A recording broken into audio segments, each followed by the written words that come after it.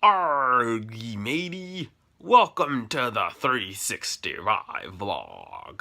Claw, let's go. Oh my.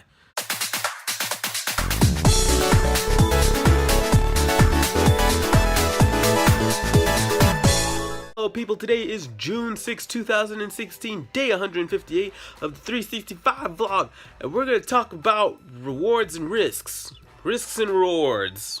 This topic all got thought about because I think about various things in my life and how I try to balance them out. So I try to figure out what is the risk that is involved and what is the reward that I will get out of it. And everyone does this every time in their life for just about anything that they're about to do in their life. Example, a mundane one is like you are in the street and you're trying to talk to this cute girl or this cute guy that you've been wanting to talk to, and you walk up to them, right?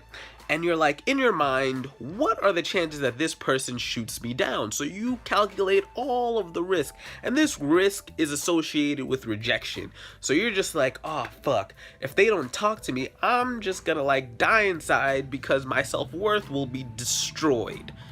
That's a little extreme, but to some extent it is. Then you calculate the reward. Then you calculate, how well do I know this person? This is my first time meeting this person. These are all part of the risks.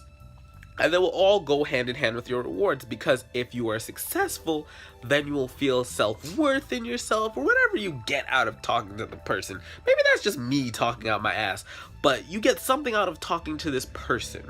I think in my life, for the most part, is I try to do that a lot, but I think I go with the little chance that even if there's a little slim chance it'll work, or at least a good more amount than it seems possible, I always go with the fact that there is hope. And hope is what drives me looking more at the reward than the risk. Unless it's totally impossible for me to do something. For instance, if somebody needs some money, and then I look at how much I have, and then I'm like, how much am I going to need for the week? What am I going to do with this money? And how am I going to help this person? Can I help this person or can I not? And how does that affect me? And then this brings up another issue. In that instance, in that example where I'm using someone else as a framework for risk versus reward, I'm thinking about myself. And I think that's what a lot of people do when they use risk and reward in their judgments about making decisions about life, because it comes back to you. How does this affect you yourself? Because you will do something and it will have a consequence, whether it is positive or negative. It will affect you, and you think about how it's going to benefit you, less so how it may affect you negatively. And if it does affect you negatively too much, you're not going to engage in it. It's common sense, right? You don't want to engage in anything that is going to cause you self-harm or not benefit you to the maximum amount, because at the end of the day, maybe you give somebody some money but you can't pay your bills, so that affects you negatively.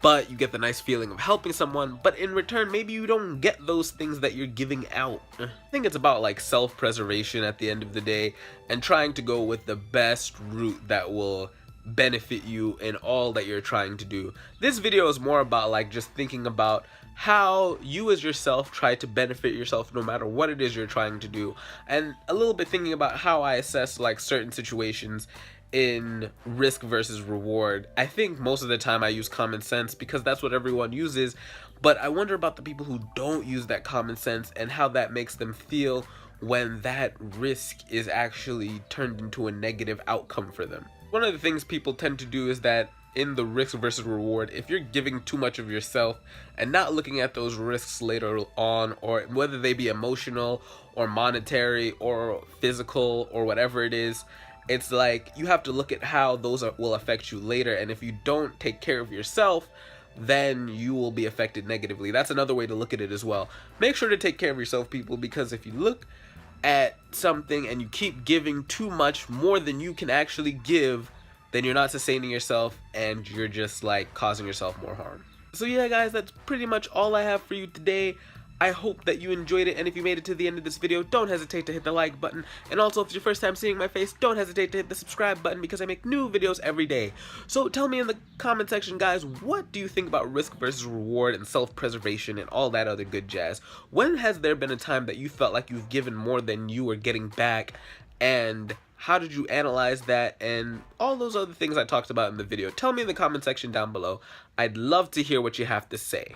Yeah, guys, I'm Vandal. Don't forget to keep it 365, and I'll talk to you tomorrow with another video. Peace. Bye.